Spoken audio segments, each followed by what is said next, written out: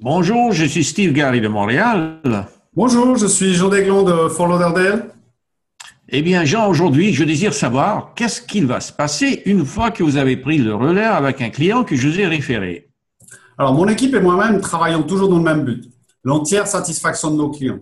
Donc, dès que j'ai reçu toutes les informations nécessaires de votre part, que nous allons parler et partager tous les points cruciaux lors de la première session Skype, je me mets en contact direct avec votre client.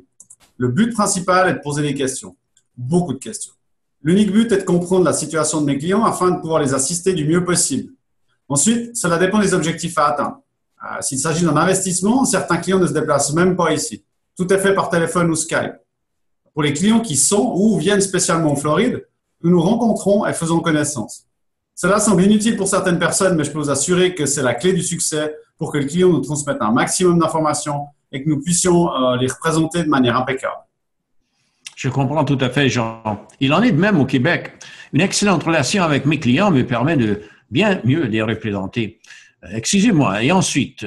Ensuite, nous passons en revue le dossier complet, principalement les critères relatifs à la propriété recherchée. Je présente la procédure complète jusqu'à la possession de l'objet. Et également, une chose qui malheureusement n'est pas toujours effectuée correctement est la présentation de toutes les notices de divulgation, c'est-à-dire toutes les informations que le client doit avoir reçues avant d'aller plus loin dans la procédure. C'est une obligation légale et la plus éthique qui soit. Mais surtout, c'est important pour le client afin qu'il n'ait pas de surprise en cours de route. C'est effectivement la meilleure chose à faire.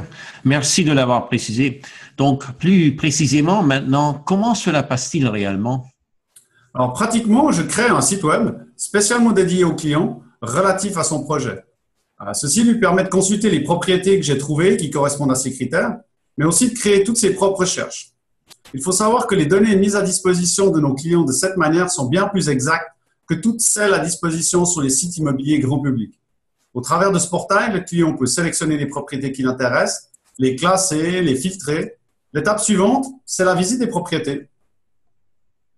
Je vois, merci. Avant d'aller plus loin, vous est-il possible de décrire l'entier du processus jusqu'à la signature d'un acte de vente? Avec plaisir, vous êtes prêts? Allons-y. Alors, la première étape, c'est le choix de l'agent. Ensuite, nous testons le client, c'est-à-dire que nous désirons savoir s'il a la possibilité d'acheter. Est-ce qu'il a déjà eu un emprunt? Est-ce qu'il a les fonds nécessaires?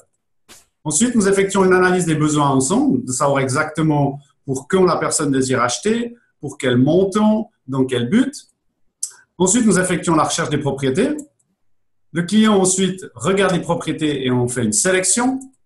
À partir de cette sélection, nous les visitons, ou si c'est à distance, nous faisons des vidéos ou des photos supplémentaires. Ensuite, nous établissons un contact avec le vendeur pour obtenir les termes et les prix de vente de l'objet. Le client fait une décision de faire une offre. Nous nous occupons de préparer l'offre et tous les addendums et tous les documents qui vont avec l'offre. Ensuite, nous entrons dans la période de négociation et ceci peut durer quelque temps vers le vendeur, vers l'acheteur, vers le vendeur, vers l'acheteur jusqu'à ce que nous tombions d'accord ou pas d'accord. Dans le cas d'un accord, le contrat est dit valide et alors commence la période qui s'appelle du contrat jusqu'à la signature. Et là, plusieurs choses vont arriver en parallèle. Du côté du prêteur, donc de la banque, la demande officielle et définitive du prêt est faite par l'acheteur. En parallèle, on s'occupe aussi de l'inspection. Et ceci est une période très, très importante. Car durant cette période d'inspection, en fonction du contrat qu'on utilise, l'acheteur peut se retirer s'il n'est pas content avec l'objet. Donc, on s'occupe de contrôler le toit, de contrôler l'électricité, de contrôler l'écoulement, toute la plomberie. Ensuite, le notaire, qu'on appelle ici Title Company, s'occupe de commander l'historique du titre de propriété pour savoir s'il n'y a pas de problème. Le prêteur, de son côté, commande l'estimation officielle de l'objet. Le notaire demande les recherches détaillées par rapport au titre de propriété, c'est-à-dire est-ce que sur cette propriété, il y a des permis qui sont encore ouverts, est-ce qu'il y a des hypothèques légales, est-ce que le cadastre est à jour, par exemple, obtenir le certificat d'élévation pour pouvoir demander les assurances pour l'inondation. Le prêteur donnera son autorisation finale pour le prêt et on peut aller faire la signature qu'on appelle ici le closing. La dernière étape de ce processus, c'est l'enregistrement du titre de propriété au comté pour finaliser et valider le transfert de la propriété. Super, c'est très clair. Maintenant, une précision.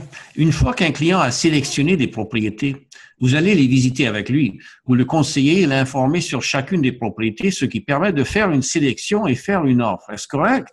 Ah, tout juste, Steve. Nous préparons un dossier pour chaque propriété qui va mentionner l'historique des ventes et les taxes, les spécificités de la propriété, et nous préparons aussi une analyse de comparaison. Pour le bénéfice de nos auditeurs, qu'est-ce donc que cette analyse de comparaison? Alors, nous travaillons afin que nos clients n'achètent pas trop cher. Nous désirons les informer de la valeur réelle de l'objet dans le marché actuel. Cette valeur dépend de plusieurs facteurs, comme l'emplacement géographique, l'état du bâtiment et par-dessus tout, le marché immobilier lui-même. Un prix de vente trop élevé par rapport au marché actuel sera mentionné à nos clients. Nous effectuons donc une analyse de la propriété, du quartier, des ventes de propriétés similaires dans les 6 derniers mois. Beaucoup de statistiques doivent être préparées. Nous calculons ensuite une fourchette de prix dans laquelle le prix de vente doit se trouver en fonction de l'offre et la demande. Ceci permet au client de faire le bon choix avec toutes les informations en main. Cela veut dire que le client possède toutes les informations principales relatives à la propriété avant de faire son offre, c'est juste. Tout à fait, tout à fait. Je profite aussi de vous demander si au Québec, vous travaillez de la même manière. Oui, et c'est tout à fait vrai. Et c'est très important, car comme dans n'importe quelle industrie, l'éthique a toute son importance.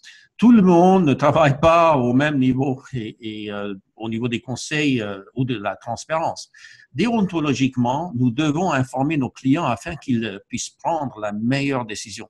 N'oublions pas, le rôle du courtier est de rassembler un maximum de données à propos de la propriété et de les transmettre à son client, tout en soulignant les potentiels soucis existants et évidemment de négocier en faveur de son client. Ce peut être un investissement financier important. Donc, nos clients doivent prendre leurs décisions en ayant un maximum d'informations.